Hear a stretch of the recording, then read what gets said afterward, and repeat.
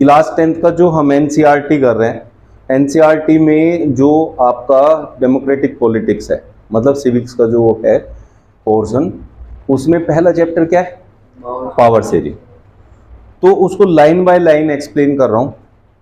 जिसको एनसीईआरटी पढ़ने में प्रॉब्लम आती है तो आप लाइन बाय लाइन एक्सप्लेनेशन देख सकते हैं और एनसीईआरटी को अपने स्ट्रॉन्ग कर सकते हैं, क्योंकि यही फाउंडेशन होता है जिससे आप अपने आप को स्ट्रॉन्ग बनाते हैं और वहीं से सारे क्वेश्चन बनते हैं।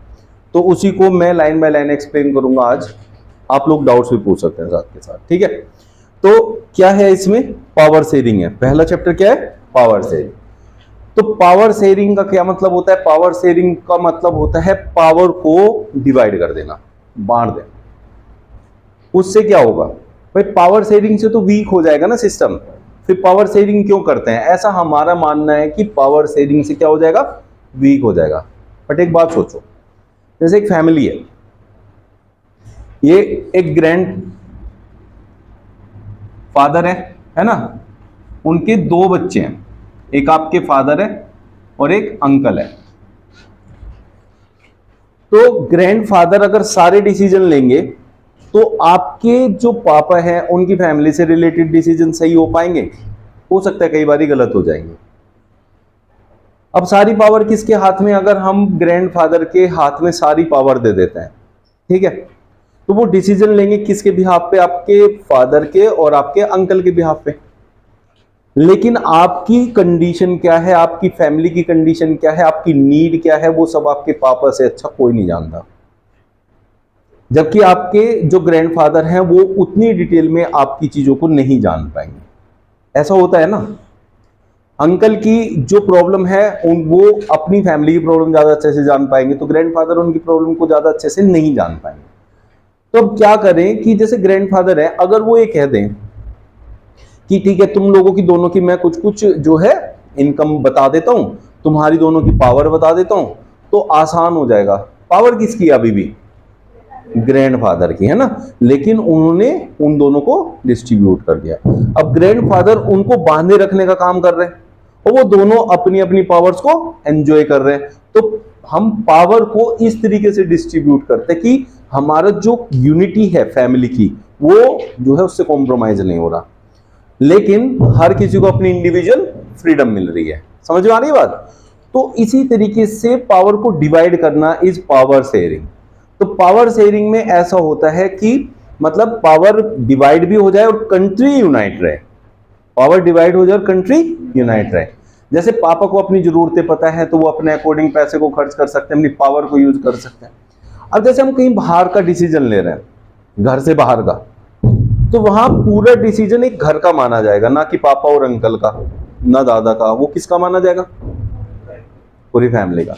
तो एट दैट टाइम हमारी फैमिली कंसिडर होगी, ना कि दादा, पापा या चाचा, है ना, वो कंसिडर नहीं होंगे। लाइक वाइज जब हम फॉरेन पॉलिसी करते हैं तो country as a whole decision होता है, लेकिन जब स्टेट की बात करते हैं तो स्टेट का डिसीजन होता है। तो उसमें सेंटर ने उसको पावर दी हुई है, वो अपनी पावर के अकॉर्डिंग क्या कर सकता है? अपने डिसीजंस ले सकता है, अपनी इनकम बना सकता है, सब कुछ। तो पावर शेयरिंग बढ़िया होती है या बेकार होती है? इस चैप्टर में उसको समझाने के लिए दो एग्जांपल दे रखे हैं, एक है बेल्जियम का और एक है श्रीलंका का। तो बेल्जियम और श्रीलंका को पहले ये समझना पड़ेगा एक्चुअली में उनका कंपोजिशन कैसा है, वो क्या है क्या नहीं है ना। तो उसको समझने के लिए हम लोगों ने मैप देखना पड़ेगा। तो मैप में अगर मैं लाइन बाय लाइन आपको एक्सप्लेनेशन जैसे मैंने बोला है मैं कराऊंगा, तो उसको मैं आपको समझाता हूं। जैसे अब बेल्जियम एंड श्रीलंका के लिए कह रहा है, Belgium is a small country in Europe. तो यहां से न्यूमेरिकल वो आपका एमसीक्यू क्या बनता है कि बेल्जियम कहां लाई करता है? तो कहां लाई करता है? यूरोप में, ठीक है। Smaller in area than state of Haryana, इससे कोई क्वेश्चन नहीं बनता, बस ये बनता है कि वो कहां लाई करता है। वो कहां लाई करता है? यूरोप में लाई करता है। It has borders with France, the Netherlands, Germany and Luxembourg।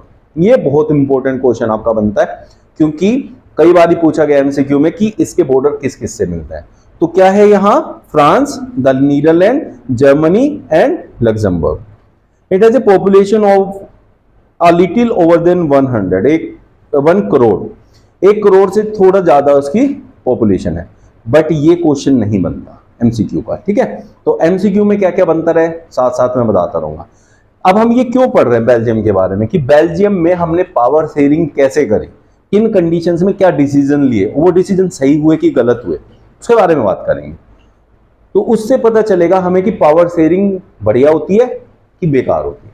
जैसे हमारे माइंड में आता है ना कि भाई पावर शेयर हो जाएगी तो वीक हो जाएंगे, बट वो कैसे इफेक्टिव होती है वो ही हम पढ़ रहे हैं। उसी के लिए हम बेल्जियम का एक एग्जांपल लिया है। उसके बाद हम देखेंगे श्रीलंका को। दोनों केसेस में अलग अलग तरीके से पावर शेयर हुई है, तो किस में बढ़िया रही किस में खराब रही, पावर शेयर करना अच्छा होता है बेकार होता है, वो सब समझ में आएगा। The ethnic composition of this small country is very complex. Ethnic composition क्या होता है? Social division. क्या होता है? Social division based on shared culture. अब शेयर्ड कल्चर क्या होता है? एक जैसे कल्चर के लोग एक साथ रहना पसंद करते हैं कि नहीं करते हैं? है कि नहीं? अब ये बैठा है, मैं से बोलूं क्या हाल है, बड़े मस्त होकर बोलेगा बढ़िया होंगे बढ़िया बताएगा, खराब होंगे खराब बताएगा। अब मैं ऐसे फ्रेंच लैंग्वेज में बात करूं देखेगा यस यस नो, इसे पता ही नहीं मैं क्या कह रहा हूं, फिर बाद में से पता चलेगा तुम सर पूछे थे क्या हाल है ना? तो लेकिन ये अभी तो दिखाना चाह रहे मेरे को आता है, यस नो करता रहेगा। तो इससे हमें क्या पता चलता है? इससे हमें ये पता चल रहा है कि भाई हम अपनी लैंग्वेज वालों के साथ ज्यादा कंफर्टेबल है कि नहीं? तो ये एथनिक कंपोजिशन में काउंट होगा कि हमारा शेयर्ड कल्चर है कि हम हिंदी में बात करते हैं, ठीक है? ये धोती कुर्ता पहन ले, कुर्ता पजामा पहन ले, कोई फर्क थोड़ी पड़ेगा, मेरे को कुछ अटपटा नहीं लगेगा। लेकिन जो हमेशा से शहर में रहा है उसके लिए तो बड़ा मुश्किल है इसको देख पाना, कहेगा यार ये क्या पहन के घूम रहा है ना? और जो विदेश में रहते हैं उनके लिए तो और भी ज्यादा अलग है, उनको तो लगेगा यार ये क्या ही है ना? तो ऐसे जो शेयर्ड कल्चर, लेकिन हम लोग साथ में रहते हैं, हम लोगों को तो कोई फर्क नहीं पड़ेगा, हमें अच्छा लगेगा बल्कि ये ऐसे पहनेगा। इंडियन वियर बोलेंगे कि इंडियन वियर पहन रहा है यार, अपने कल्चर को फॉलो कर रहा है, ये तो बढ़िया आदमी। तिलक लगा के आएगा, लगे आते ही कहेंगे यार आज तेरा फास्ट है, अजीब नहीं लगेगा, उल्टा ये पूछेंगे तेरा फास्ट है, तो क्या है वो? क्या है आपका शेयर्ड कल्चर, ठीक है ना बेटा? ठीक है, तो इसमें लिखा हुआ है people belonging to the same ethnic group believe in their common descent because of similarity of physical type or of culture or both. They need to always have the same religion or nationality. तो मतलब वो जरूरी नहीं है कि एक ही nationality हो उनकी या फिर एक ही रिलीजन हो, बट एक जैसे कल्चर से बिलोंग करते हो, तो उसको एथनिक कंपोजिशन कहते हैं। समझ में आ गया? एथनिक वर्ड क्लियर हो गया क्या होता है एथनिक, है ना? अपने आप से अपने लैंग्वेज में कैसे समझ सकते हैं। उसने कहा the ethnic composition of this small country is very complex. यहां तक आपका सिर्फ एक एमसीक्यू बना जो मैंने आपको बता दिया। तो इसका एथनिक कंपोजिशन बड़ा अजीब है, वो कैसे है उसको समझना है आप लोगों ने। Of the country's total population 59% lives in Flemish region and speak Dutch language. जो आपकी पॉपुलेशन है, टोटल पॉपुलेशन, किसी भी चीज का टोटल कितना होता है? 100। तो 100 को 100% मतलब टोटल काउंट करते हैं, है ना? तो उसमें से 59% जो है वो फ्लेमिश रीजन में रहता है। कहां रहते हैं? और उनकी लैंग्वेज है डच लैंग्वेज है। डच लैंग्वेज होगी, फ्रेंच लैंग्वेज होगी, स्पेनिश होगी। ये लोग है ना अपनी लैंग्वेज को बहुत इंपॉर्टेंस देते हैं, हमारी तरह नहीं की लैंग्वेज, जैसे हमारी कंट्री में बहुत सारी लैंग्वेजेस हैं लेकिन हम लोगों को कोई फर्क नहीं पड़ता कौन किस लैंग्वेज को यूज करता है। वहां ऐसा नहीं है, वहां अपनी लैंग्वेज को बहुत ज्यादा प्रमोट करते हैं, तो उन पे बड़ा जो है इफेक्ट पड़ता है उस चीज का। चलो, तो यहां हमारे पास ये पता चल गया। यहां से क्वेश्चन बनता है, वो क्या है? कितने % लोग फ्लेमिश रीजन में रहते हैं? कितने रहते हैं? 59%। और वो कौन सी लैंग्वेज यूज करते हैं? Dutch language. तो अब आप ये देखो, अगर 100 में से 59% चला गया, है ना, तो कितना रह गया? 41%। तो एक तरीके से मेजोरिटी होगी ना डच लैंग्वेज वहां की, उस कंट्री की मेजोरिटी लैंग्वेज कौन सी हो गई? लेकिन अगर आपको मैं ये कहूं कि आपका घर है और उस घर का जो सबसे मेन जगह है जहां सब आके बैठते हैं, वो एरिया डिवाइड करना है, आपको वो एरिया देना और इसको अंदर वाला कमरा देना है दूसरे को। तो यार जो मेन वाला है उसको वही अट्रैक्टिव है, उसी को सब देखते हैं, वही सबसे मेन है, वहीं सारे डिसीजन लिए जाते हैं, तो उसके लिए लड़ाई होगी कि नहीं होगी? तो ऐसे ही कमरा, ऐसी जगह, ऐसा घर का जो कोना है, ऐसी कंट्री का ऐसा कोना कौन सा होता है? कैपिटल, है ना? तो कैपिटल पे किसका होल्ड है, वहां बात अलग हो जाती है फिर, कैपिटल पे अगर किसी का होल्ड है तो बाकी पूरी कंट्री में चाहे मेजोरिटी हो, लेकिन वहां अगर होल्ड है तो फिर उनका होल्ड भी मायने रखेगा। तो सिमिलरली वही केस यहां पर है। क्या है? Another 40% people live in Wallonia region and speak French. 40% लोग कहां रहते हैं? वेलोनिया रीजन में रहते हैं और फ्रेंच बोलते हैं। तो यहां एक तरीके से देखा जाए तो फ्रेंच जो है माइनॉरिटी में आ गया है कि नहीं। उसके बाद क्या कहता है? Remaining 1% of the Belgians speak German. तो यहां जर्मन स्पीकिंग लोग भी है, लेकिन वो कितने परसेंट है? सिर्फ 1%। तो यहां से सीधे सीधे क्वेश्चन बन गए कौन कितने परसेंट है और कौन किस रीजन में रहता है। फ्लेमिश में और वेलोनिया रीजन में। फ्लेमिश में डच वाले रहते हैं, वेलोनिया में फ्रेंच वाले रहते हैं। फ्रेंच कितना परसेंट है? 40। वेलोनिया, वो वेलोनिया रीजन में रहते हैं, है ना। और जो आपके डच है वो कहां रहते हैं? फ्लेमिश रीजन में। वो कितने परसेंट है? 59%। And 1% is German. इस पे 1% है। अब एक बात बताओ, 100 में से 1% कहां रहता है? क्या फर्क पड़ता है? वो कहीं भी रहेंगे, कोई अपना रीजन तो बना नहीं लेंगे। तो इसलिए अगर पूछे कि जर्मन किस रीजन में रहते हैं तो ऐसा कोई रीजन नहीं है। लेकिन जहां बहुत सारे लोग रहेंगे तो उनका रीजन तो अपने आप ही बन गया ना अलग से। समझ में आ रहा है? सिमिलरली उनके अलग अलग रीजन होंगे। कौन रीजन में फ्लेमिश में कौन रहता है, वेलोनिया में कौन रहता है, डच क्या कहां रहते हैं और फ्रेंच लोग कहां रहते हैं? स्पीकिंग, फ्रेंच स्पीकिंग वाले लोग। ठीक है, तो जर्मन 1% है। इस तरीके से ये डिवाइडेड है। This was the ethnic composition. But अभी इसमें कहानी आएगी कैपिटल वाली, वो एक बहुत इंपॉर्टेंट रोल प्ले करेगी उसमें, है ना। उसको देखेंगे। Minority French speaking community was relatively rich and powerful. तो जो माइनॉरिटी है, अभी माइनॉरिटी क्यों कह रहे हैं? क्योंकि फ्रेंच स्पीकिंग लोग सिर्फ 40% है। कितने परसेंट है? तो 40% तो माइनॉरिटी हुई ना। तो इसलिए वो कह रहा है minority French speaking community was relatively rich and powerful. तो वो क्या है? पहले से ही रिच और पावरफुल है। ऐसा क्यों है? देखो एक छोटा सा एग्जांपल समझते हैं। दो आदमी हैं और दोनों दिहाड़ी मजदूर हैं, ठीक है।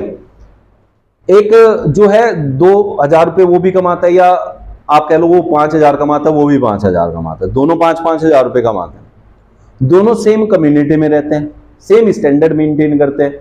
तो दोनों की जो सेविंग होगी वो भी सेम ही होगी। अब उनके बाद उनके बच्चे हो जाते हैं। दोनों के एक एक बच्चा है। बच्चा थोड़ा बड़ा हुआ। अब एक आदमी तो 5,000 रुपये में से 2,000 रुपये खर्चा कर रहा है अपने बच्चे की परवरिश पे।